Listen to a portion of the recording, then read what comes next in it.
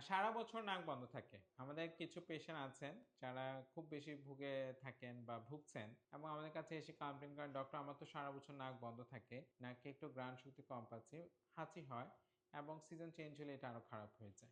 নাক বন্ধ থাকার কারণটা আসলে কি? সারা বছর ধরে নাক বন্ধ থাকার বেশ কিছু কারণ আছে। যেমন আমরা যদি ১ নম্বরে চিন্তা করি সেটা হচ্ছে নাকে অ্যালার্জি। কারো যদি নাকে অ্যালার্জি থাকে বা তার অ্যালার্জিক প্রবলেম থাকে, বিশেষ করে সিজনাল চেঞ্জ, কোনো specific particle, allergen, dust, pollen এবং ওয়েদার রিলেটেড ইস্যু থাকে, তার কিন্তু অনেক সময় নাকটা বন্ধ থাকে এবং সেটা সারা বছর অন অ্যান্ড অফ হতে থাকে। কারো নাকে যদি এই অ্যালার্জির কারণে পলিপ থাকে, তার নাকটা কিন্তু বন্ধ থাকতে পারে। এবং নাকে যদি তার হাড় পেকে যায়। আমাদের নাকের মাঝখানে একটি পার্টিশন আছে, এটাকে আমরা সেপ্টাম বলে থাকি। এই সেপ্টামটা কিন্তু বেশিরভাগ লোকজনেরই বাঁকা থাকে। একটা গবেষণায় আছে যে আমাদের 80% এরই হচ্ছে নাকে হাড় বাঁকা থাকে। কিন্তু সবার কি নাক বন্ধ থাকে? না। কিছু, কিছু নাকে হাড় বাঁকা জনিত কারণে তার নাকটা বন্ধ থাকতে পারে।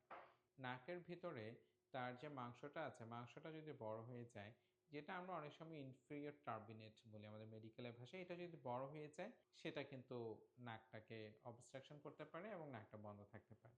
এই যে কারণগুলো বললাম, যখন এই কারণ নাকটা বন্ধ থাকবে, নাক দিয়ে শ্বাস নিতে কষ্ট হবে, আপনার অবশ্যই একজন চিকিৎসকের পরামর্শ নিবেন এবং আপনার রোগটি জেনে নিবেন, কী কারণে আপনি এই সমস্যায় ভুগছেন এবং সেই অনুযায়ী চিকিৎসা নেওয়ার জন্য সচেষ্ট হবেন। অনেক ধন্যবাদ। আসসালামু আলাইকুম রহমতুল্লাহ।